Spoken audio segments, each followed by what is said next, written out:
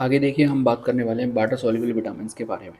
क्योंकि ये जो विटामिन हैं ये वाटर के अंदर सॉल्युबल हैं, देन ये हमारी बॉडी के अंदर स्टोर रूप में नहीं रह पाती, क्योंकि जैसे ही ये हमारी वाटर के अंदर सॉल्युबल होती है देन वाटर हमारी बॉडी से फ्लश आउट होता है, तो उसके साथ साथ ये भी क्या हो जाती है, फ्लश आउट हो जाती है। ठीक है। वाटर सॉल्युबल विटामिन के अंदर दो चीज़ें आती हैं हमारे सामने, बी और सी। बी के अंदर टोटल 8 विटामिन हैं जिनकी हम बात करेंगे, और एक होती है आपकी विटामिन सी।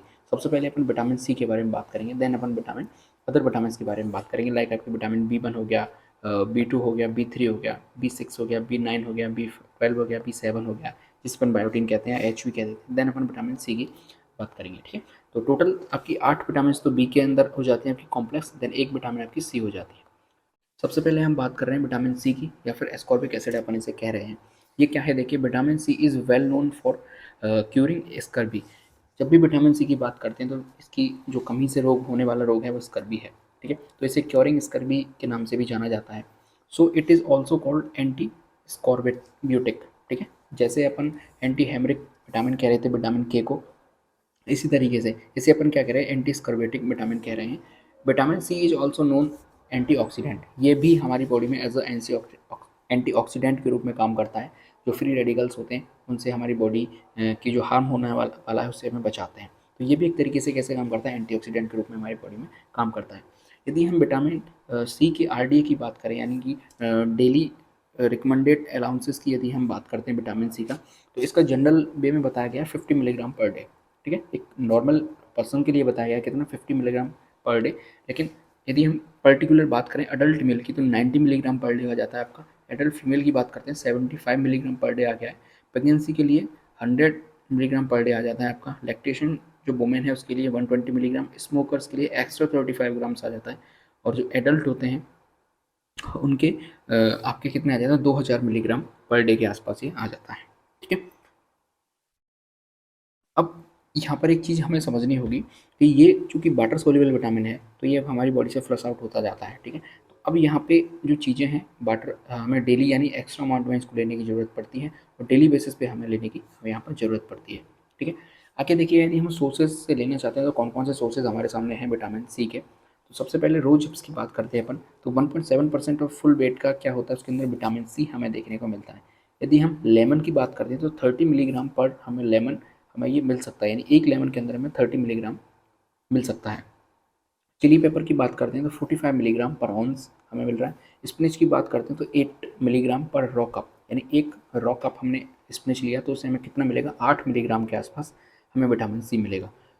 यदि वाइल्ड स्ट्रॉबेरी की बात करते हैं तो 85 मिलीग्राम पर कप, यानी एक कप भर के हमने स्ट्रॉबेरी लिया है तो 85 मिलीग्राम हमें यहाँ से मिलेगा।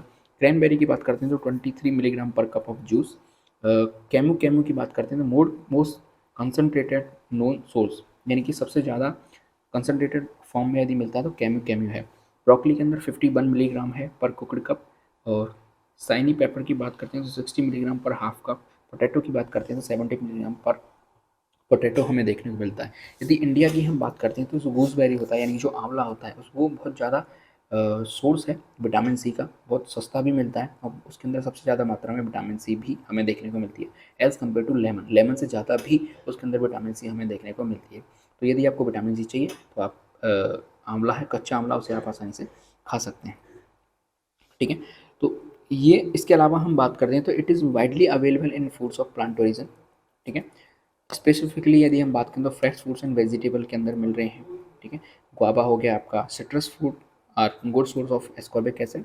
सबके खट्टे फल होते हैं, मौसमी हो गया, संतरा हो गया, लेमन हो गया, तो इनसे भी हमें विटामिन सी की जो कमी है वो पूरी कर सकते हैं अपन। ठीक है। आगे चलिए, फंक्शंस ऑफ विटामिन सी की हम बात करते हैं। बहुत इंपॉर्टेंट टॉपिक हमारे सामने निकल के आता है। सबसे पहला फंक्शन है इसका कोलेजन फॉर्मेशन। कोलिजन क्या है, एक स्ट्रक्चरल मटेरियल है। ठीक है। जो कि एक्ट करता है as a cementing material between the cell, यानी कि हमारे जो दो सेल्स हैं उनके बीच में सीमेंटिंग के रूप में काम करता है कौन, कोलिजन। ठीक है। जो कि हमारी स्किन सेल्स के अंदर पाया जाता है।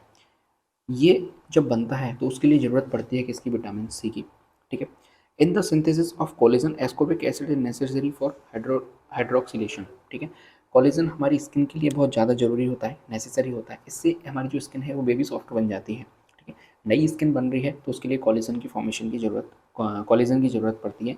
और कोलिजन से सेल्स हैं हमारी बहुत ज़्यादा सीमेंटिंग है, चूँकि आपस में सेल्स जुड़ी हुई हैं, सीमेंटिंग का काम कर रहा है, तो टाइट सेल्स रहती हैं हमारी बॉडी के अंदर, बहुत ज़्यादा रिंकल्स बहुत जल्दी हमें देखने को नहीं मिलती, यानी लटकती नहीं लग जाती है। आपने देखा होगा स्किन बहुत से लोगों की बहुत जल्दी एज में लटकने लग जाती है, तो वो वहाँ पे उसको क्योर करता है। ठीक है, वुंड हीलिंग हमें देखने के लिए मिलती है, यानी कि जो घाव हो जाते हैं स्किन के अंदर, ठीक है, वो आसानी से नहीं भरते हैं, तो उनके लिए भी विटामिन सी की ज़रूरत पड़ती है। सिंथेसिस ऑफ न्यूरोट्रांसमीटर्स होते हैं कुछ हमारी बॉडी के अंदर, जैसे कि नॉर एपिनेफ्रिन हो गया आपका, ठीक है, ये कुछ हमारे न्यूरोट्रांसमीटर है, तो उनकी सिंथेसिस के लिए भी हेल्प करता है।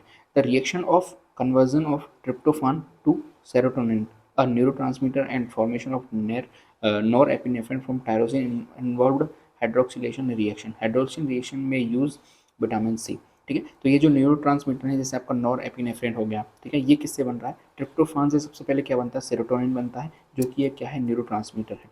देन उससे क्या बनता है? आपका नॉर एपिनेफ्रिन बनता है, ठीक है। और इसकी जो रिएक्शन होती है वो क्या होती है? हाइड्रोक्सिलेशन रिएक्शन होती है। और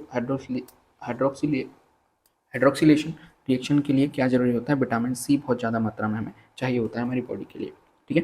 अगला देखिए, आयरन एब्जॉर्प्शन। हमारी बॉडी के लिए आयरन बहुत ज़्यादा मात्रा में जरूरी होता है, तो ये विटामिन सी क्या करता है? उस एब्जॉर्प्शन को एनहेंस कर देता है। कैसे? रिड्यूसिंग एजेंट बन के। तो जो फेरिक आयरन होते हैं उसको रिड्यूस करके क्या बना देता है? फेरस आयरन बना देता है। देन फेरस आयरन हमारी बॉडी आसानी से क्या कर सकती है? एब्जॉर्ब कर लेती है। तो ऐसा रिड्यूसिंग एजेंट बन के ये उसके जो आयरन का एब्जॉर्प्शन है उसको क्या कर देता है? इंक्रीज कर देता है, ठीक है। इसके अलावा इसका एक और फंक्शन है ड्रग्स डिटॉक्सिफिकेशन, यानी कि हमारी बॉडी के अंदर जो हमने कुछ दवाइयाँ ली हुई होती हैं उनको डिटॉक्सिफाई करने के लिए भी क्या करता है? विटामिन सी हेल्प करता है। इसके अलावा जब कोरोना का टाइम आया था, तो तब भी लोगों ने प्रिस्क्राइब किया था विटामिन सी को, क्योंकि ये हमारी बॉडी के अंदर इम्यूनिटी को भी क्या करता है? बूस्ट करता है। इसके अलावा हम बात करें तो prevention of gall stone formation, यानी हमारी बॉडी के अंदर जो गॉल ब्लैडर है उसके अंदर स्टोन बनने होते हैं, तो उससे क्या करता है? प्रिवेंट करता है। एज अ एंटीऑक्सीडेंट हमारी बॉडी के अंदर एक काम कर रहा है, तो जितने भी फ्री रेडिकल घूम रहे हैं हमारी बॉडी के अंदर, उनसे ये बचाता है हमारी बॉडी को, ठीक है।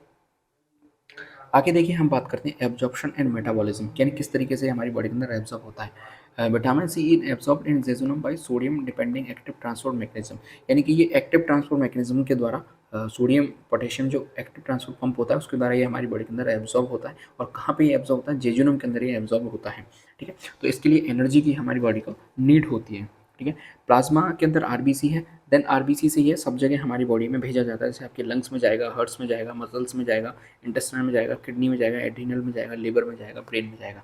तो सब जगह ये ब्लड प्लाज्मा से पूरी जगह भेज दिया जाता है, मेटाबॉलिज्म इसका कर दिया जाता है एब्जॉर्ब करने के बाद, ठीक है। सॉरी, मेटाबॉलिज्म होने के बाद इसको एब्जॉर्ब हमारी बॉडी के लिए कर लिया जाता है। देन ब्लड के द्वारा जिस ऑर्गन को इसकी नीड होती है वो उसे वहाँ से एब्जॉर्ब कर लेता है। अब बात करते हैं अपन डेफिशिएंसी ऑफ विटामिन सी, यानी हमारी बॉडी के अंदर यदि डेफिशिएंसी हो गई है तो कौन कौन सी चीज़ें हमें देखने को मिलेंगी? Defect in collagen formation, in collagen का फॉर्मेशन वो डिफेक्ट होगा, कोलेजन फॉर्मेशन जितना हमें चाहिए उतना नहीं होगा, देन हमारी स्किन है वो लटकने लग जाएगी, ठीक है। डिलेड वुंड हीलिंग, जो वुंड हीलिंग है उनकी डिले हमें देखने को मिलेगा, यानी कि जो घाव जल्दी भरनी चाहिए तो वो नहीं भरेंगे। देन इससे जो सबसे बड़ा जो रोग होता है उसे अपन कहते हैं स्कर्वी, ठीक है। It is most severe form of vitamin C deficiency. It is usually occurs as a result of faulty cooking habits or inadequate intake of fresh vegetable and fruits. It affects children as well as adult, यानी कि ये जो scurvy है ये रोग है vitamin सी की deficiency का, बहुत कॉमन रोग है और बहुत ज़्यादा जाना पहचाना रोग है, विटामिन सी की डेफिशिएंसी से जोड़ा जाता है, ठीक है। अब अपन बात करते हैं सिम्टम्स क्या क्या होते हैं स्कर्वी के, जिससे ये हमें क्लियर हो सके। तो हेमरोजिक स्पॉट ऑन स्किन, ठीक है, छोटे छोटे चोट्स के निशान, घाव के निशान हमारी बॉडी के स्पॉट्स हमें देखने को मिलेंगे। स्वेलिंग आएगी हमारी बॉडी के अंदर, infection and bleeding of gums के अंदर स्वेलिंग आ जाएगी, इन्फेक्शन हो जाएगा, ब्लीडिंग्स हमें देखने को मिलेगी। एनीमिया हो जाएगा, यानी खून की कमी हो जाएगी। वेट के अंदर अचानक से हमें कमी देखने को मिलेगी, लॉस ऑफ वेट हो जाएगा। फटीग एंड वीकनेस आ जाएगी, थकावट हमारे शरीर के अंदर रहेगी। फाउल स्मेल इन माउथ, यानी मुंह से थोड़ी सी गंदी स्मेल आएगी, ठीक है। इसके अलावा टीथ में loose and eventually fall out, जो हमारे दांत हैं वो बहुत लूज हो जाएंगे, साथ ही साथ वो हो सकते हैं बाहर भी आ जाएँ, गिरने भी लग जाएँ। तो ये स्कर्वी के कुछ सिम्टम्स होते हैं। यदि बच्चों में बात करें स्कर्वी के क्या क्या सिम्टम्स है, तो एनीमिया एंड पेनफुल लिम्स, आपके child become pale and irritable, ठीक है। जो छोटा बच्चा है उसके अंदर खून की कमी हो जाएगी, उसके पैरों में हमेशा दर्द रहेगा, और जो बच्चा है वो क्या हो जाएगा? इरिटेट हो जाएगा बहुत ज़्यादा, ठीक है। तो ये कुछ सिम्टम्स हैं जो कि किसके हैं, विटामिन सी के हैं, स्कर्वी के सिम्टम्स हैं। पहले विटामिन की हम बात करते हैं तो वो है आपका विटामिन बी कॉम्प्लेक्स। इसके अंदर आपके टोटल 8 विटामिन आते हैं। देखिए कौन कौन से। सबसे पहले आएगा विटामिन V1 जिसे थायामीन कहते हैं, फिर V2 आएगा जिसे राइबोफ्लेविन कहते हैं, फिर V3 आएगा जिसे नियासिन कहते हैं, फिर B5 आएगा जिसे पेंटोथेनिक एसिड कहते हैं, फिर B6 आएगा जिसे पैराडॉक्सिन कहेंगे, फिर B7 आएगा जिसे बायोटीन कहेंगे, फिर B9 आएगा जिसे फॉलेट या फिर फॉलिक एसिड कहेंगे, और फिर आएगा विटामिन B12 जिसे कोबाल्मिन कहेंगे, ठीक है, या फिर कोबाल्टेट भी अपन इसे कह देते हैं। तो ऐसे करके टोटल आपके सामने 8 विटामिन आएंगे। इससे मिलके आपका क्या बनता है, विटामिन वी कॉम्प्लेक्स बनता है, ठीक है। और ये एक ऐसी विटामिन है जिनका ज़्यादातर जो मेजर रोल है आपका वो एंजाइम्स के सिक्रेशन में या फिर हमका एंजाइम के एक्टिवेशन में काम करते हैं, ठीक है। तो एक एक की हम बात करते हैं। सबसे पहले हम बात कर रहे हैं विटामिन V1 की, और जिसे अपन क्या कहते थे, थायामीन कह रहे थे, ठीक है। This vitamin was isolated from rice bran, यानी कि जो चावल की भूसी होती है इससे इसे आइसोलेटेड किया गया था। यदि हम इसके आइडेंटिफिकेशन में स्ट्रक्चर की देखें या फिर सिंथेसिस इसे सबसे पहले किसने किया था, वो थे डॉक्टर R.R. विलियम्स, ठीक है। इन साइंटिस्ट ने सबसे पहले इसका स्ट्रक्चर देखा, इसको आइडेंटिफाई किया, देन इसका सिंथेसिस किया था, ठीक है।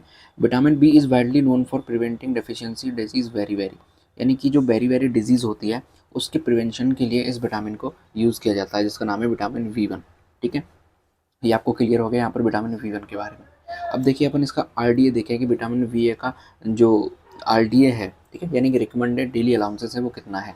तो रिक्वायरमेंट ऑफ विटामिन B1 यानी कि थायामीन का कितना बताया गया यहाँ पे, जो इन्फेंट है उसके अंदर 0.3 से 0.5 मिलीग्राम पर डे है, चिल्ड्रन के अंदर 0.7 से 1.2 मिलीग्राम पर डे है, और एडल्ट के अंदर 1.2 से 1.5 मिलीग्राम पर डे है।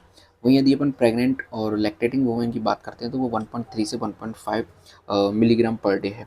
यदि ICMR की बात करें तो उसने 1000 किलो कैलोरी के अंदर यदि हम बात करें कि कितना बताया है, जो अलाउंसेस है वो कितना डिसाइड किया गया है, तो एडल्ट की हम बात करते हैं तो 0.5 मिलीग्राम पर 100 किलो कैलोरी, ये किसके लिए बताया है, एडल्ट के लिए, ठीक है। वहीं यदि हम इन्फेंट की बात करते हैं तो वो बताया गया है 0.3 mg पर 1000 किलो कैलोरी, ये कितना बताया गया इन्फेंट के लिए, ठीक है। तो ये जो आपको यहाँ पे डेटा दिया गया है 0.3 और 1.2 से लेके 1.5, ये किस में है, 1000 किलो कैलोरी के अंदर ये बताया गया है, ठीक है। ये ऊपर है, ये पर डे के हिसाब से बताया गया, लेकिन यहाँ पे 1000 किलो कैलोरी के अंदर ये बताया गया कि यदि बंदा 1000 किलो कैलोरी ले रहा है तो उसके अंदर 0.5 मिलीग्राम कितना होना, क्या होना चाहिए, आपको विटामिन B1 होना चाहिए, ठीक है। ये यहाँ पे आपको समझ में आ गया होगा। आगे देखिए हम इसकी बात करते हैं कि जो डाइटरी सोर्सेज हैं वो क्या क्या हैं विटामिन B1 के। तो सबसे पहले बात करते हैं कि जो रिचेस्ट सोर्स है कि इसका थायामीन का, वो है आपका क्या, यीस्ट, ठीक है। यीस्ट आपका रिचेस्ट सोर्स है विटामिन V1 का। इसके अलावा हम बात करें तो जो सीरियल्स होते हैं, जैसे कि आपका चावल हो गया, गेहूं हो गया, मिलेट्स हो गए, इनकी जो आउटर लेयर्स होती है जिसमें भूसी कहते हैं अपन, ठीक है, उनके अंदर भी बहुत ज़्यादा मात्रा में हमें विटामिन V1 देखने को मिलता है, ठीक है। इसके अलावा जो हम बात करें एनिमल प्रोडक्ट्स की हम बात करते हैं तो उसके अंदर आपका ऑर्गन मीट हो गया, फिश हो गया, या फिर नॉर्मल जो मीट होते हैं उसके अंदर ये हमें देखने को मिलता है। साथ ही अगर प्लांट प्रोडक्ट्स की बात करते हैं तो आपके फ्रूट्स हो गए, नट्स हो गए, होल ग्रेन सीरियल्स हो गए, इनके अंदर भी हमें देखने को मिल जाता है। लेकिन जो सबसे ज़्यादा अमाउंट में हम बात करें तो यीस्ट के अंदर हमें इसको देखने के लिए मिलता है, ठीक है। अगली हम बात करते हैं कि इसकी जो फ्रूट्स एंड वेजिटेबल्स होते हैं, ठीक है, वो इसके पूर सोर्स हैं, यानी कि इसके अंदर बहुत कम मात्रा में पाया जाता है, मिलता है लेकिन बहुत कम मात्रा में, और सबसे ज़्यादा मात्रा में इसके अंदर मिलता है यीस्ट के अंदर, ये हमें देखने को मिलता है। तो देखिए अब हम बात करेंगे फंक्शंस ऑफ विटामिन B1 के बारे में। तो विटामिन B1 का सबसे पहला फंक्शन है कार्बोहाइड्रेट मेटाबॉलिज्म में, ये किस तरीके से हेल्प करता है वो चीज़ देखिए। सबसे पहले जो विटामिन B1 है वो थायमिन पायरोफॉस्फेट के अंदर कन्वर्ट हो जाता है, जिसे शॉर्ट में कहते हैं TPP, ठीक है। विटामिन B1 किसके अंदर कन्वर्ट होगा, थायमिन पायरोफॉस्फेट के अंदर, और थायमिन पायरोफॉस्फेट क्या है, एक तरीके का कोएंजाइम है, ठीक है। TPP क्या है, एक तरीके का कोएंजाइम है, और ये जो TPP है ये क्रेब्स साइकिल के अंदर एंटर करेगा, जहाँ पे जाके आपका ग्लाइकोलाइसिस के बाद पायरुविक एसिड बनता है, देन पायरुविक एसिड आगे जाके क्रेब्स साइकिल के अंदर एंटर कर जाता है, तो उसमें ये TPP क्या करता है, हेल्प करता है। अब जब ये क्रेब्स साइकिल के अंदर एंटर करेगा TPP, तो वहाँ पे जाके ग्लूकोज का मेटाबॉलिज्म में हेल्प करेगा। देखिए किस तरीके से, सबसे पहले थायमिन के साथ क्या जुड़ेगा, ATP जुड़ेगा, देन क्या फॉर्म हो जाएगा, TPP फॉर्म हो जाएगा, ठीक है। अब पायरुविक एसिड जो कि किससे बना है, पायरुविक एसिड जो कि ग्लाइकोलाइसिस का बाई प्रोडक्ट है। अब इसके साथ कौन जुड़ेगा, यहाँ पे TPP जुड़ेगा, जो किसकी तरह काम करेगा, कोएंजाइम की तरह यहाँ पे काम करेगा, और अब ये यहाँ पर क्या बना लेगा, एसिटिल कोएंजाइम ए, ठीक है। और एसिटिल कोएंजाइम ए दोनों को लिंक करने वाली चीज़ होती है, जो कि ग्लाइकोलाइसिस और क्रेब्स साइकिल होता है उसको आपस में लिंक करती है, कौन, एसिटिल कोएंजाइम ए। तो इस तरीके से कार्बोहाइड्रेट मेटाबॉलिज्म में कौन हेल्प करता है, विटामिन बी वन हेल्प करता है। एक बार इसको दोबारा समझिए, विटामिन बी वन है यानी थायमिन है, वो एटीपी के साथ बाइंड अप होगा, ठीक है। एटीपी के साथ बाइंड अप होने के बाद किस में कन्वर्ट हो जाएगा, टीपीपी के अंदर, ठीक है, थायमिन पायरोफॉस्फेट।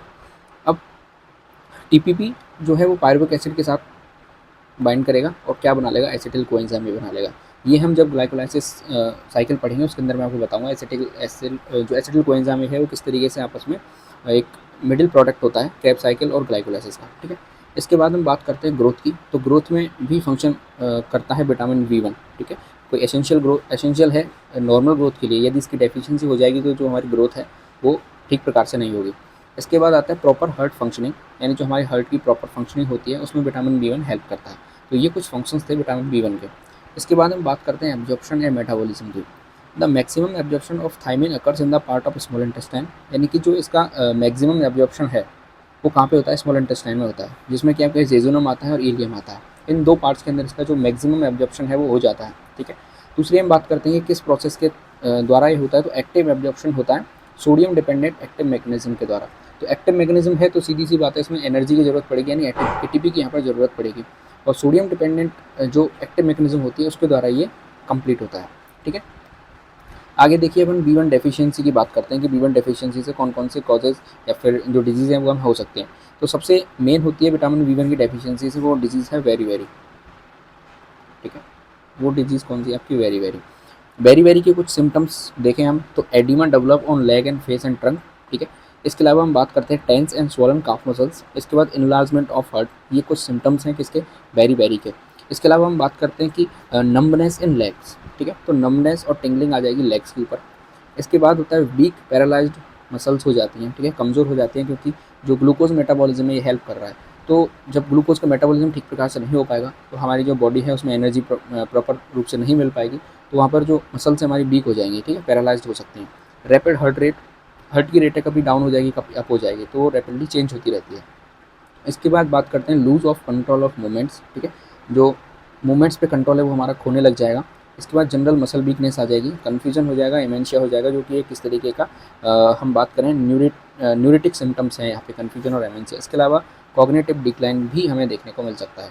तो ये विटामिन बी वन की कुछ डेफिशिएंसी हैं जो हमें इस प्रकार से देखने को मिलती है। आगे विटामिन बी टू है जिसे राइबोफ्लेविन भी इसका केमिकल नेम कहा जाता है।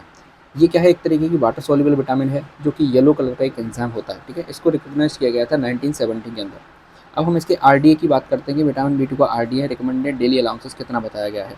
तो इसके आरडीए की हम बात करें तो इसको इन्फेंट के अंदर 0.4 से 0.6 मिलीग्राम पर डे, चिल्ड्रन के लिए 0.8 से 1.2 मिलीग्राम पर डे, एडल्ट्स के लिए 1.5 से 1.8 मिलीग्राम पर डे, प्रेग्नेंट और लैक्टेटिंग वुमेन के लिए ये 1.4 से 1.9 मिलीग्राम पर डे हो जाता है।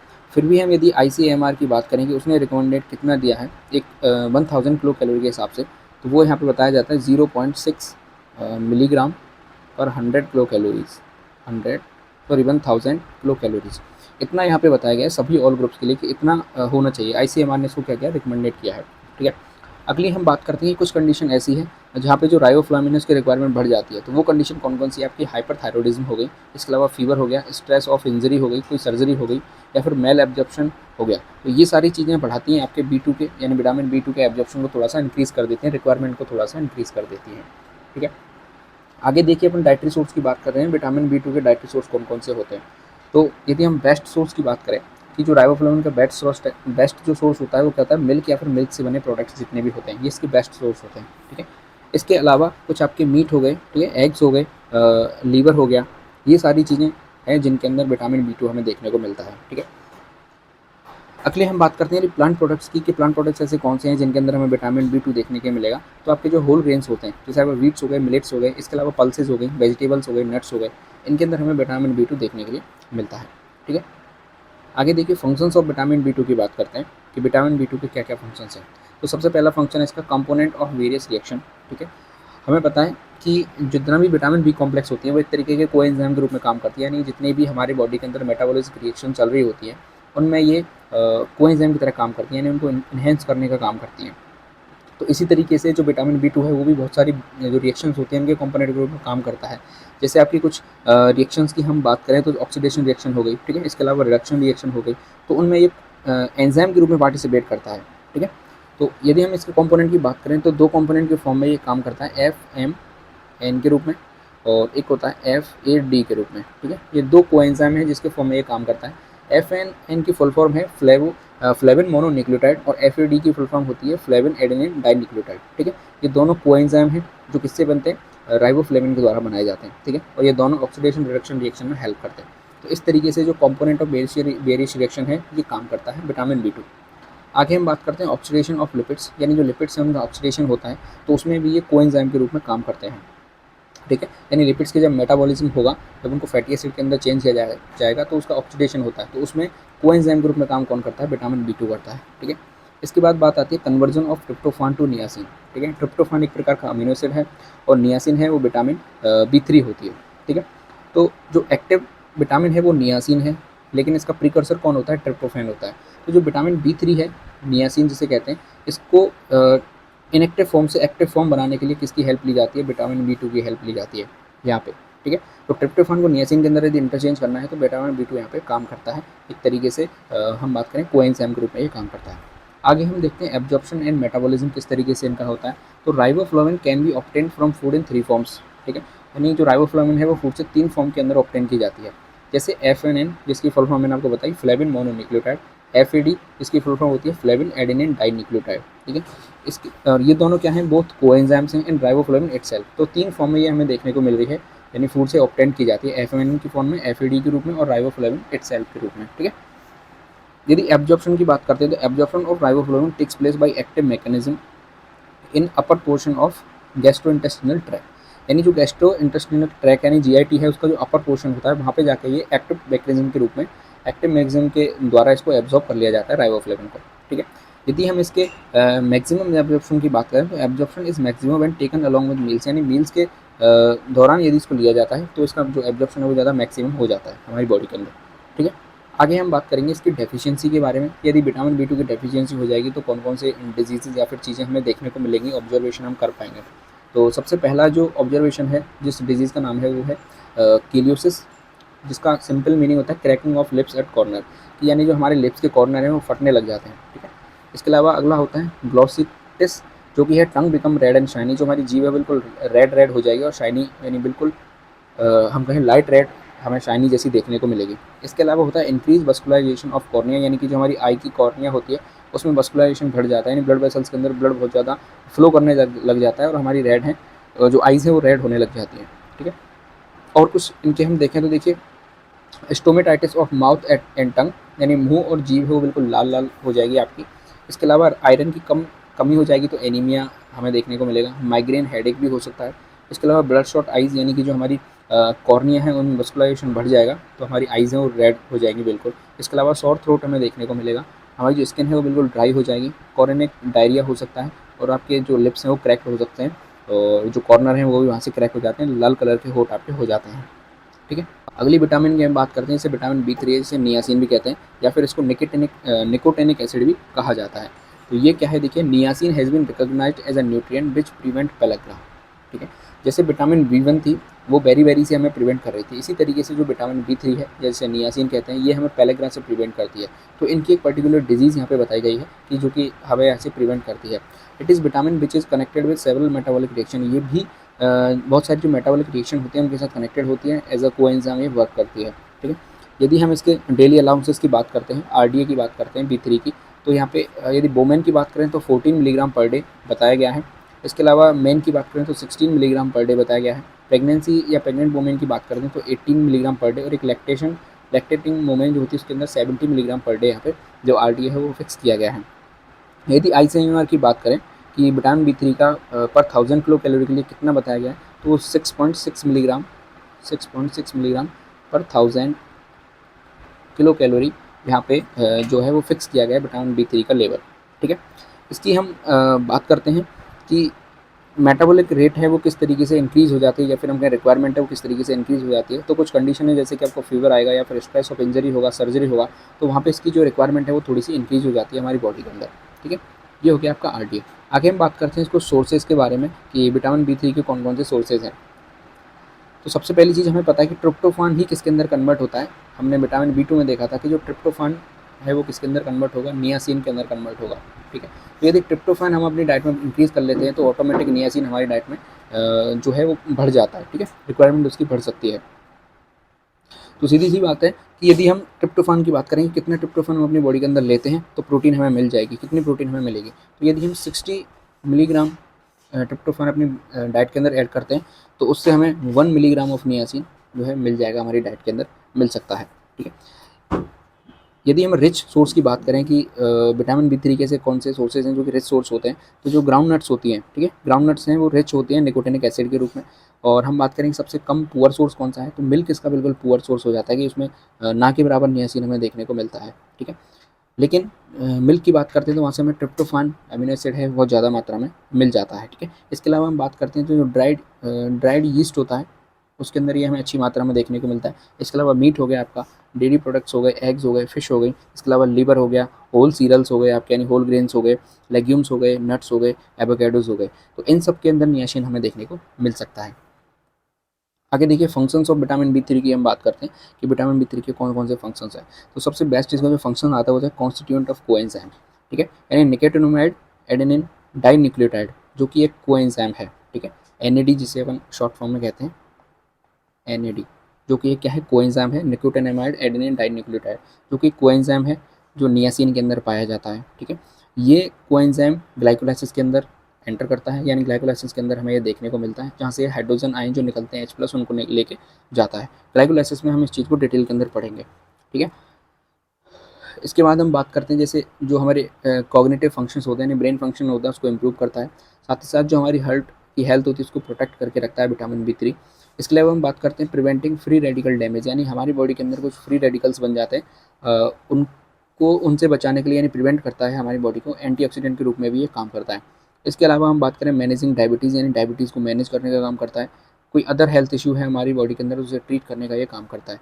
मेटाबॉलिज्म को एनहेंस कर देता है, इंक्रीज़ कर देता है। कोलेस्ट्रॉल लेवल है उसको लो करके रखता है यानी उसको मेंटेन करके रखता है। जो डाइजेशन है उसको इम्प्रूव कर देता है। आगे हम बात करते हैं हार्मोन्स की तरह भी ये वर्क करता है क्योंकि एज अ कोएंजाइम ये हमारी बॉडी के अंदर काम कर रहा होता है, तो हार्मोन के रूप में भी ये काम करता है हमारी बॉडी के अंदर। आगे हम इसके एब्जॉर्प्शन और मेटाबॉलिज्म की बात करते हैं तो किस तरीके से इसका एब्जॉर्प्शन या फिर मेटाबॉलिज्म होता है वो देखिए। Niacin is radially absorb from stomach and small intestine, यानी ये स्मॉल इंटेस्टाइन और स्टमक के अंदर एब्जॉर्ब हो जाता है, ठीक है। यदि हमने एक्सेस अमाउंट में इसको कंज्यूम कर लिया तो ये हमारी बॉडी से एक्सक्रीट आउट भी कर दिया जाता है। लेकिन कई केसेस में ऐसा देखा गया है कि नियासिन हमारी बॉडी के अंदर स्टोर फॉर्म में भी रह जाता है, ठीक है। आगे हम बात करते हैं tryptophan is one of the essential amino acid which is precursor of niacin. ये चीज़ हमने विटामिन बी2 में भी देखी थी और यहाँ भी हमें पता होनी चाहिए कि ट्रिप्टोफान है वो नियासिन का क्या है, एक तरीके का प्रिकर्सर है, और ट्रिप्टोफान को नियासिन में इंटरचेंज करने के लिए विटामिन बी2 की हेल्प लगती है, ठीक है। So diet having enough of tryptophan provide sufficient amount of niacin, तो यदि हमारी डाइट के अंदर इनफ अमाउंट में ट्रिप्टोफान हो जाएगा तो हमें सफिशिएंट अमाउंट में नियासिन भी देखने को मिल सकता है। तो इस तरीके से इसका मेटाबॉलिज्म और एब्जॉर्प्शन हमारी बॉडी के अंदर होता है।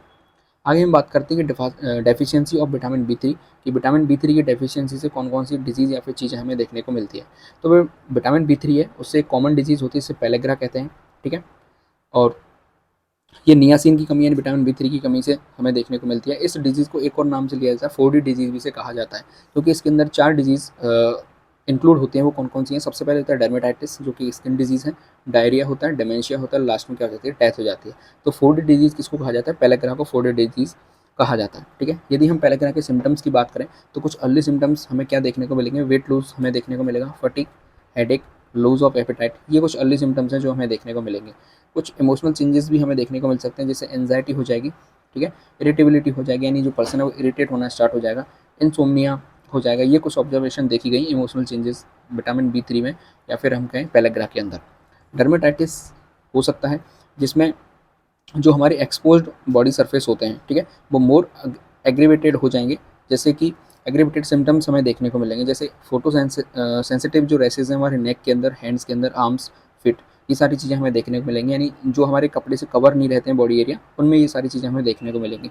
जो हमारी स्किन है वो रफ हो सकती है, स्केली हो सकती है, यानी कि परतें वहाँ से झड़ना स्टार्ट हो जाएंगी, और अल्सर्ड यानी कि झाले या छाले या फिर घाव जैसी चीज़ें हमारी स्किन के ऊपर आना स्टार्ट हो जाएगी। ये कुछ पेलेग्रा के सिम्टम्स होते हैं जब पेलेग्रा बहुत ज़्यादा एक्सेस अमाउंट में हमारी बॉडी के अंदर हो जाता है, बहुत ज़्यादा डेफिशिएंसी यदि बी3 की हो जाएगी तो ये सिम्टम्स हमें देखने को मिलते हैं। यदि कुछ न्यूरोलॉजिकल सिम्टम्स की हम बात करें तो कन्फ्यूजन हो सकता है, डिजीनेस हो सकती है, हेलोसिनेशन हो सकता है, पुअर मेमोरी, ये सारे जो आपके न्यूरोलॉजिकल सिम्टम्स है वो हमें देखने को मिल सकते हैं, ठीक है। अगली विटामिन की हम बात करते हैं विटामिन बी5 या फिर जिसे पेंटोथेनिक एसिड भी कहा जाता है। इसकी हम बात करते हैं तो इसको सबसे पहले एक साइंटिस्ट हुए डॉक्टर आर जे विलियम्स, ठीक है। डॉक्टर आर जे विलियम ने 1938 के अंदर इसको ऑब्जर्व किया या फिर इसको सिंथेसाइज किया था, ठीक है। इसके हम फूड सोर्स की बात करते हैं कि कौन कौन से फूड सोर्स हैं जिनसे हमें पेंटोथेनिक एसिड मिल सकता है। तो सबसे पहले आता है फोर्टिफाइड सीरियल्स, इसके अलावा ऑर्गन मीट्स जैसे लीवर, किडनी हो गया, बीफ हो गया, चिकन ब्रेस्ट हो गया, मशरूम हो गए, एवोकेडो हो गए, नट सीड्स, डेयरी मिल्क। ये सारे अच्छे सोर्स होते हैं जिनसे कि हमें विटामिन बी 5 मिल सकता है। आगे हम बात करते हैं फंक्शंस ऑफ विटामिन बी 5 कि विटामिन बी 5 के कौन कौन से फंक्शंस हैं। तो सबसे पहला इसका कंपोनेंट ऑफ कोएंजाइम ए, जो कोएंजाइम ए है उसका एक कंपोनेंट होता है vitamin B 5। Pantothenic acid act as component of coenzyme A. It is essential for fatty acid synthesis and their incorporation into membrane of phospholipid. यानी कि जो fatty acid synthesis होता है उसके अंदर एसेंशियल होता है। इसके अलावा जो हमारी मेम्ब्रेन होती है, सेल मेम्ब्रेन होती है, फॉस्फोलिपिड्स बनती हैं मेम्ब्रेन के अंदर, उनमें भी इसका मेजर रोल होता है विटामिन बी 5 का, ठीक है। यदि कोएंजाइम ए की बात करते हैं तो coenzyme A is essential for synthesis of vitamin A and D. जो विटामिन ए और डी है उनके सिंथेसिस के लिए एसेंशियल होता है coenzyme A. Then coenzyme A के लिए एसेंशियल होता है कौन, विटामिन बी 5। इसके अलावा स्टीरॉयड होते हैं, कोलेस्ट्रॉल होते हैं, इनके सिंथेसिस में भी हेल्प करता है coenzyme A. Coenzyme A also react with pyruvic acid to form acetyl coenzyme A. तो जो कोएंजाइम ए है ये पायरुविक एसिड के साथ काम करता है, देन क्या बनाता है, एसिटिल कोएंजाइम ए बनाता है। एसिटिल कोएंजाइम ए जाके क्रेब साइकिल के अंदर एंटर करता है, तो जो कार्बोहाइड्रेट का मेटाबॉलिज्म है वो आगे बढ़ता है, ठीक है। इसके अलावा हम बात करते हैं तो हेल्प्स टू प्रोड्यूस एंटीबॉडीज़, यानी कि जो हमारी इम्यूनिटी है उसको भी बूस्ट करने का काम करता है विटामिन बी 5। ये एंटीबॉडीज़ को प्रोड्यूस करता है। Helps in the production of cortisol, cortisol hormone के प्रोडक्शन को ये इंक्रीज कर देता है या उसके प्रोडक्शन में हेल्प करता है। इसके अलावा हम बात करते हैं production of energy from carb, fats, protein. तो जो हमारी बॉडी में कार्ब्स, फैट, प्रोटीन है उनका मेटाबॉलिज्म होगा तो उसमें विटामिन बी 5 हेल्प करेगा, जिससे कि हमें एनर्जी टाइम टू टाइम मिलती रहेगी। Formation of acetyl Colin and epinephrine, तो ये कुछ न्यूरो हैं, उनके फॉर्मेशन में भी हेल्प करता है विटामिन बी 5, ठीक है। आगे यदि हम इसके आरडीए की बात करते हैं कि जो उसका आरडीए है वो कितना बताया गया है, तो देखिए इन्फेंट के अंदर ये है 1.5 से 2.5 मिलीग्राम पर डे, चिल्ड्रंस के अंदर ये 5 to 8 मिलीग्राम पर डे हो जाता है। वहीं एडल्ट्स की बात करें तो 5 to 12 मिलीग्राम पर डे, और प्रेग्नेंट या फिर लैक्टेटिंग वुमेन के लिए 10 to 15 मिलीग्राम पर डे यहाँ पे बताया गया है, ठीक है। एक्यूरेट रिक्वायरमेंट की बात करते हैं तो ये अभी नोन नहीं है, ठीक है, कि पेंटोथेनिक एसिड का एक्यूरेट रिक्वायरमेंट कितना होना चाहिए, लेकिन फिर भी एक एडुकेट डेली इंटेक जो बताया गया है वो 4 to 7 मिलीग्राम पर डे के हिसाब से यहाँ पे बताया गया है एडल्ट्स के लिए, ठीक है। आगे देखिए डेफिशिएंसी, अगर देखें विटामिन बी 5 की डेफिशिएंसी से कौन कौन से डिजीज़ हमें देखने को मिल सकते हैं, तो जो मेन इफेक्ट हैं जो पेंटाथोनिक एसिड की डेफिशिएंसीज हो सकते हैं, तो सबसे पहला है इन्फ्लामेशन ऑफ रेस्पिरेटरी ट्रैक, यानी जो हमारी रेस्पिरेटरी ट्रैक है उसमें इन्फ्लामेशन आ जाएगी, सूजन वहाँ पे आ सकती है। हेयर का लॉस हमें देखने को मिल सकता है, पिगमेंटेशन हमारी बॉडी के ऊपर हमें देखने को मिलती है। इसके अलावा जो रिप्रोडक्टिव फेलियर है वो भी हमें देखने को मिलता है। इसके अलावा एनीमिया होता है, यानी आयरन की कमी हमारी बॉडी के अंदर हो जाती है। इम्पेयर्ड एंटीबॉडी फॉर्मेशन भी हमें देखने को मिलता है। इसके अलावा आपको न्यूरोलॉजिकल सिम्टम्स की बात करें तो डिप्रेशन हो सकता है, बॉडी के अंदर फटिकनेस आ सकती है, वोमिटिंग हो सकती है, मसल क्रैम्प्स हमें देखने को मिलते हैं, एब्डोमेन पेन और बर्निंग फिट। ये कुछ ऐसे सिम्टम्स हैं जिनसे हम पता लगा सकते हैं कि विटामिन बी 5 की डेफिशिएंसी हमारी बॉडी के अंदर है। अगले विटामिन की हम बात करते हैं विटामिन बी 6, या जिसे पायरोडॉक्सिन या फिर पायरोडॉक्सल एसिड कहते हैं। तो ये यहाँ पे विटामिन बी 6 है, 5 नहीं है, बी 6। तो vitamin B 6 consist of group of related pyridine, pyridoxine, pyridoxal, यानी कि ये ग्रुप में चलती है विटामिन बी 6, जिसमें आपके पायरिडीन्स भी हो सकते हैं, पैराडॉक्सिन भी हो सकते हैं, पैराडॉक्सल भी हमें देखने को मिलते हैं, ठीक है। जो हमारा फूड है उसके अंदर तीनों फॉर्म विटामिन बी 6 की हमें देखने को मिलती है, लेकिन यदि हम इनके एक्टिव फॉर्म की बात करें तो पायरोडॉक्सल इस विटामिन बी 6 का एक्टिव फॉर्म होता है, ठीक है। अब हम बात करते हैं आरडीए की, कि आरडीए क्या रहता है विटामिन बी 6 का। तो इन्फेंट के लिए 0.3 मिलीग्राम पर डे यहाँ पे फिक्स किया गया है। चिल्ड्रंस की बात करते हैं तो 0.6 से 1.2 मिलीग्राम यहाँ पे फिक्स है। एडल्ट के लिए 1.6 से 2 मिलीग्राम पर डे बताया गया है, और प्रेग्नेंट और लैक्टेटिंग वुमेन के लिए 2.5 मिलीग्राम पर डे आरडीए यहाँ पर विटामिन बी 6 के लिए फिक्स किया गया है, ठीक है। आगे हम बात करते हैं कि जो विटामिन बी 6 का जो आरडीए है वो डिपेंड करता है अमाउंट ऑफ प्रोटीन मेटाबॉलिज्म, यानी कि हमारी बॉडी के अंदर जितनी प्रोटीन है उसमें से कितनी प्रोटीन है वो मेटाबोलाइज्ड हो पाई है। तो ये विटामिन बी 6 के लिए भी डिपेंड करेगा, इसका अमाउंट भी हमारी बॉडी के अंदर, ठीक है। आगे हम डाइटरी सोर्स की बात करते हैं, विटामिन बी 6 के डाइटरी सोर्स कौन कौन से हो सकते हैं। तो the good source of pyridoxine are meat, poultry and fish. ये कुछ बी 6 के डाइटरी सोर्सेज हैं। इसके अलावा whole grains are good source of pyridoxine, ठीक है, होल ग्रेन्स हैं। इसके अलावा but during milling most of pyridoxine is lost, यानी जो माइलिंग प्रोडक्ट प्रोसेस होती है उसमें जो ज़्यादातर पैराडॉक्सिन है वो लॉस हो जाता है। इसके अलावा कुछ और सोर्सेज की हम बात करें जहाँ पे हमें ज़्यादा मात्रा में विटामिन बी 6 देखने को मिलेगा, तो सबसे पहले हम बात करते हैं पोटैटोज़ की, जिसमें 0.25 मिलीग्राम हमें देखने को मिलता है। इसके बाद हम बात करते हैं चिकन एग्स के अंदर, उसमें 0.3 मिलीग्राम हमें देखने को मिल सकता है। इसके आगे हम बात करते हैं वॉलनट के अंदर, तो 0.76 मिलीग्राम हमें देखने को मिलता है। इसके अलावा हम ट्यूना फिश की बात करें तो 0.95 मिलीग्राम। इसके अलावा सनफ्लावर सीड्स में देखें तो 1.35 मिलीग्राम, और जो पिस्ता होते हैं इसके अंदर 1.7 मिलीग्राम विटामिन B6 हमें देखने को मिलता है।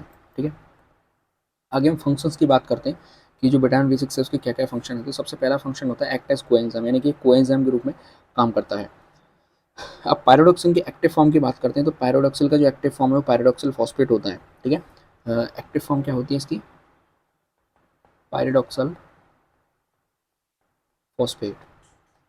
ठीक है, ये इसकी एक्टिव फॉर्म है, और एक्टिव फॉर्म के रूप में ये कोएंजाइम के रूप में यहाँ पे क्या करता है, काम करता है। ठीक है, कुछ रिएक्शन होती हैं, जैसे कि ट्रांसमिशन हो गया, इसके अलावा डिकार्बोक्सिलेशन रिएक्शन हो गई, इनमें ये कोएंजाइम के रूप में काम करता है। ठीक है, इसके अलावा बात करते हैं नॉर्मल ब्रेन फंक्शनिंग के लिए हेल्प करता है कौन, विटामिन B6। ठीक है, तो एक तरीके से नर्वस सिस्टम के नॉर्मल फंक्शनिंग के लिए एसेंशियल होता है। इसके अलावा हम बात करते हैं हार्मोन फॉर्मेशन, यानी कि जो हार्मोन्स हैं जो हमारी बॉडी के अंदर फॉर्मेशन हो रहा है जिनका, उसके फॉर्मेशन में भी ये इन्वॉल्वमेंट अपना दिखाता है। कुछ हार्मोन की हम बात करें, जैसे आपका एड्रेनलिन हो गया, इंसुलिन हो गया, इनके फॉर्मेशन में ये क्या करता है, हेल्प करता है। इसके अलावा हम बात करें help our bodies convert nutrients into energy, यानी कि हमारी बॉडी में जो हमने न्यूट्रिएंट्स लिए हैं उनको एनर्जी में कन्वर्ट कराने के लिए कौन हेल्प करता है, विटामिन B6 हेल्प करता है, जिसमें मेटाबॉलिज्म आपकी प्रोसेस आ जाती है। हमारी बॉडी में यदि रेड ब्लड सेल्स का फॉर्मेशन बढ़ाना हो या बनाना हो तो उसमें विटामिन B6 हेल्प करता है। इसके अलावा जो हमारे जेनेटिक मटेरियल हैं, DNA RNA हो गए, उनके फॉर्मेशन में हेल्प करता है। इसके अलावा हम बात करें supports brain development during pregnancy and infancy, जो प्रेगनेंसी के दौरान जो ब्रेन डेवलप होता है बच्चे का, उसमें ये क्या करता है, सपोर्ट करता है।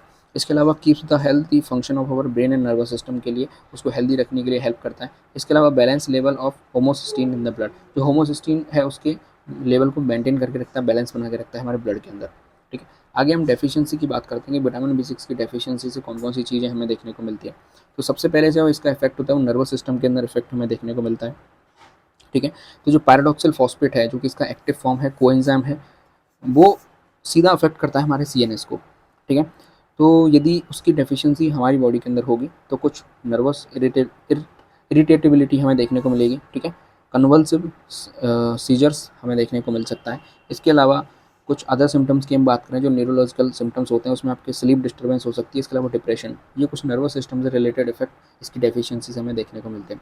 एनीमिया हमें देखने को मिलता है, जिसमें माइक्रोसाइटिक एनीमिया हमें देखने को मिल सकता है पैराडॉक्सिन की डेफिशिएंसी से।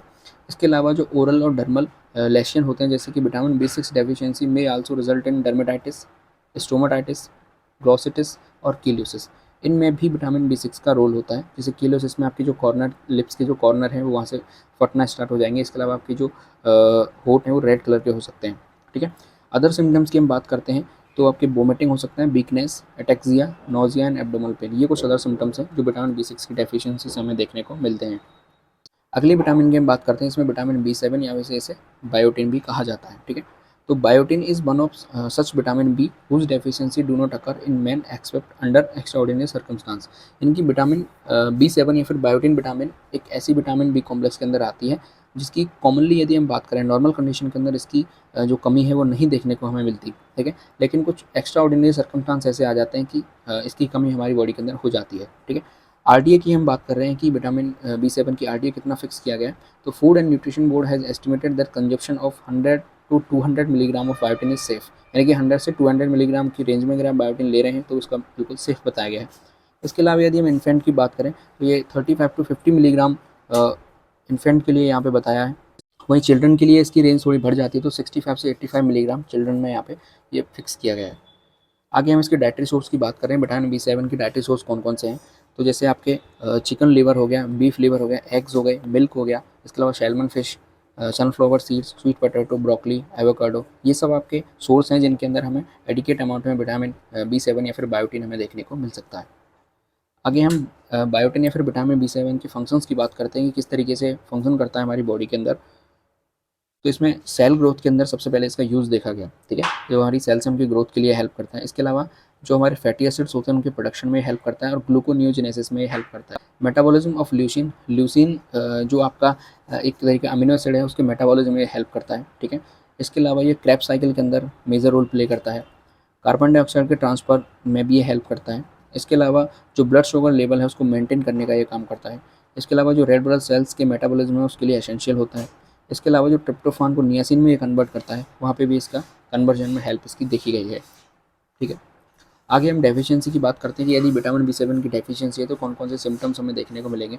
तो न्यूरोलॉजिकल सिम्टम्स में बात करते हैं तो डिप्रेशन या फिर हेलुसिनेशन हमें देखने को मिलता है, मसल्स के अंदर पेन होता है, और एनोरेक्सिया नोजिया हमें देखने को मिलते हैं, स्केली डर्मेटाइटिस हो सकता है, dropping of haemoglobin level, haemoglobin का जो लेवल है वो ड्रॉप हो सकता है, ब्लड कोलेस्ट्रॉल लेवल इंक्रीज हो जाता है।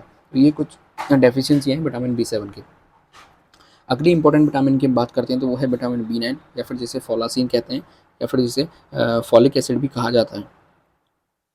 ठीक है, it is one of the B complex vitamin associate with megaloblastic anaemia, यानी कि ये एक ऐसी विटामिन है जो कि मेगालोब्लास्टिक एनीमिया से एसोसिएट है। ठीक है, किस तरीके से वो हम देखेंगे। यदि हम इसके आरडीए की बात करें तो the requirement of folic acid in our diet has been decided by ICMR and express in milligram.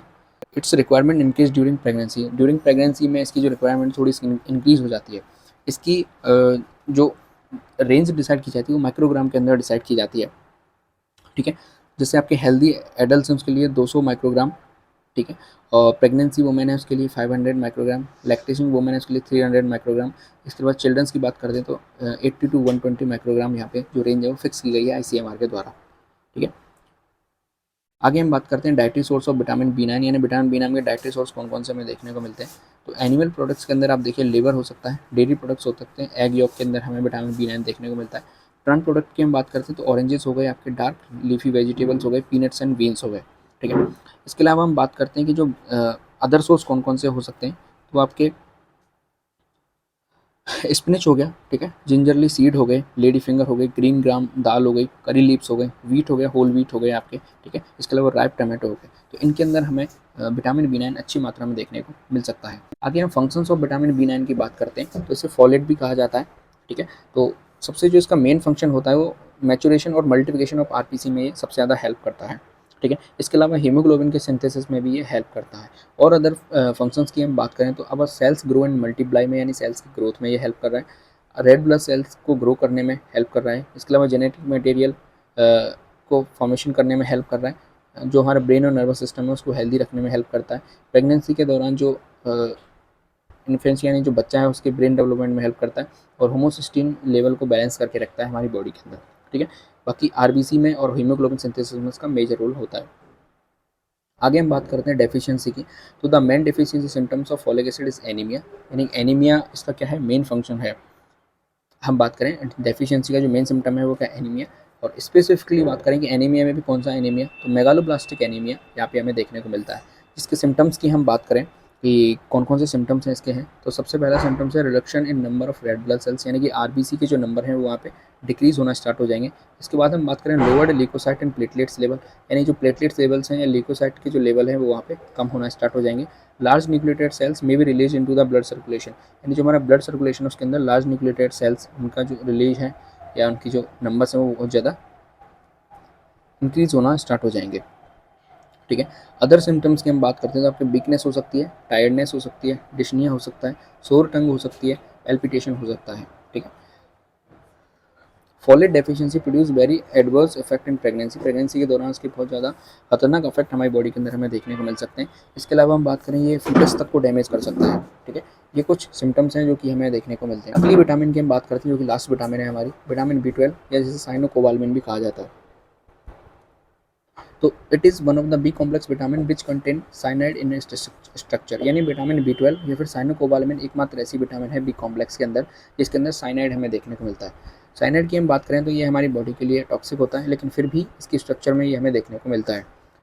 This vitamin is also known for preventing pernicious anaemia, यानी ये एनीमिया का दूसरा टाइप है जिसे पर्नीशियस एनीमिया कहते हैं, उससे प्रिवेंट करके हमारी हेल्प करती है। विटामिन B9 थी वो मेगालोब्लास्टिक एनीमिया से हमारी प्रिवेंशन कर रही थी। अगले हम RDA की बात करते हैं तो ICMR इसका जो रिकमेंडेड RDA बताया जाता है मिनिमम सेफ लेवल वो 0.6 से 1.2 मिलीग्राम पर डे के हिसाब से ये बिल्कुल फिक्स बताता है कि इतना आपका सेफ लेवल हो सकता है। फिर भी हम बात करें नॉर्मल एडल्ट के लिए 1 माइक्रोग्राम यहाँ पे बताया गया है, प्रेगनेंसी वुमेन के लिए 1.2 माइक्रोग्राम, लैक्टेशन वुमेन के लिए 1.5 माइक्रोग्राम और इन्फेंट और चिल्ड्रन के लिए 0.2 माइक्रोग्राम जो लेवल है बिल्कुल सेफ बताया गया है। आगे हम डाइटरी सोर्स की बात करते हैं।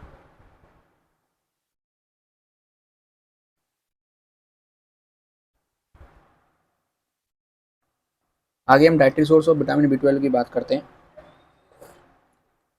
तो ये यहाँ पे विटामिन B12 है, इसको ठीक कर लें। हाँ, vitamin B12 is obtained only from animal food, यानी कि ये एकमात्र ऐसा विटामिन है जो केवल और केवल एनिमल फूड से ऑब्टेन किया जाता है। कभी भी जो प्लांट्स होते हैं वो विटामिन B12 को सप्लाई नहीं करते हैं, यानी प्लांट फूड्स के अंदर कभी भी हमें विटामिन B12 देखने को नहीं मिलेगा। तो सोर्सेज की हम बात करते हैं तो जितने भी एनिमल प्रोडक्ट्स होते हैं, एनिमल फूड होते हैं, उनसे हमें ये विटामिन B12 देखने को मिलेगा। जैसे आपके मीट हो गया, रेड मीट हो गया, एग्स हो गए, आपके फिश हो गई, इसके अलावा जो क्रैब्स हो गए आपके, कर्ड हो गया, इसके अलावा मिल्क प्रोडक्ट्स हो गए, डेयरी प्रोडक्ट्स हो गए, उन सबसे हमें विटामिन B2 देखने को 12 हमें देखने को मिलेगा। ठीक है, फंक्शंस की हम बात करते हैं कि विटामिन B12 के कौन कौन से फंक्शंस हैं। तो सबसे पहले तो ये keep the healthy function of our brain and nervous system में हेल्प करता है। Help from our red blood cells, यानी इसमें ये हेल्प करता है। इसके अलावा help form our genetic material DNA and RNA, help balance level of homocysteine in the blood. ये कुछ कॉमन फंक्शंस हैं विटामिन B12 के। इसके अलावा हम बात करते हैं तो vitamin B12 is essential for DNA synthesis and also growth for division of the cells, यानी कि DNA सिंथेसिस में ये हेल्प कर रहा है, यहाँ पे दिखाया गया है। इसके अलावा ये हमारी सेल्स की ग्रोथ के लिए, डिवीजन के लिए भी हेल्प करता है। दूसरे फंक्शन की हम इसकी बात करते हैं तो ये कोएंजाइम के रूप में भी क्या करता है, काम करता है। कोएंजाइम किस तरीके से, जो होमोसिस्टीन होता है, ठीक है, तो होमोसिस्टीन है, इस होमोसिस्टीन को मेथियोनिन के अंदर कन्वर्ट करना है, तो वहाँ पे कौन एक्ट करेगा, विटामिन B12 एक्ट करेगा। तो होमोसिस्टीन के लेवल को मेंटेन करके रखता है ब्लड के अंदर, ऐसा कोएंजाइम की फॉर्म में ये वर्क करता है। इसके अलावा हम बात करते हैं तो vitamin B12 red blood sales के फॉर्मेशन के लिए एसेंशियल होता है। ठीक है, इसके अलावा जो विटामिन B12 है वो प्रिवेंट करता है न्यूरोलॉजिकल डिफेक्ट। ठीक है, जो नर्व फाइबर के ऊपर माइलिन स्थित होती है। इसके अलावा अगले फंक्शंस की हम बात करते हैं तो vitamin B12 is essential to prevent neurological defect by synthesis of myelin sheath around nerve fibre. जो नर्व फाइबर होते हैं उनके अराउंड एक माइलिन शीथ का सिंथेसिस हो जाता है। ठीक है, तो वहाँ से जो न्यूरोलॉजिकल डिफेक्ट होते हैं उनसे ये प्रिवेंट करता है विटामिन B12 हमारी बॉडी को। आगे हम बात करते हैं कि विटामिन B12 से जो डेफिशिएंसी है वो कौन सी है। तो पर्नीशियस एनीमिया हमें इसकी डेफिशिएंसी से होने वाली कॉमन डिजीज बताई जाती है। ठीक है, ये यहाँ पे विटामिन B12 है।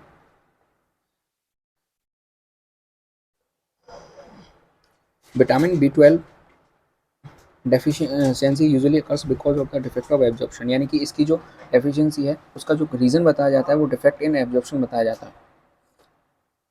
यानी कि यदि इसके एब्जॉर्प्शन में ही डिफेक्ट आ जाएगा तो फिर यहाँ हमें इसकी डेफिशिएंसी देखने को मिलेगी। पर्नीशियस एनीमिया के सिम्टम्स की हम बात करें तो bone marrow is not able to produce mature RBCs।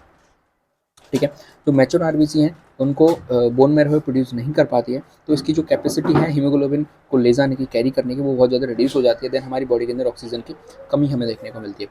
Further this reduce haemoglobin carrying capacity causes pallor and dyspnoea. ठीक है, तो ये जो रिड्यूस हीमोग्लोबिन बनाया है ये पेलर और डेजनिया को कॉज करता है, डिस्पनिया को कॉज करता है। ठीक है, इसके अलावा हम बात करते हैं तो anorexia and loss of weight, ये कुछ सिम्टम्स हैं। प्रोलॉन्ग्ड ब्लीडिंग टाइम, इसके अलावा एब्डोमिनल डिस्कम्फर्ट, ये कुछ चीज़ें हैं जो कि पर्नीशियस एनीमिया के सिम्टम्स हैं। ठीक है, तो आज की वीडियो में आपकी जो विटामिन हैं, विटामिन B कॉम्प्लेक्स वो यहाँ पे कंप्लीट होता है। आई होप आपको यहाँ समझ में आ गया होगा। अगर वीडियो अच्छी लगी तो लाइक जरूर करें, चैनल को सब्सक्राइब जरूर कर लें। देश से प्यार करें, माता पिता से प्यार करें। जय हिंद।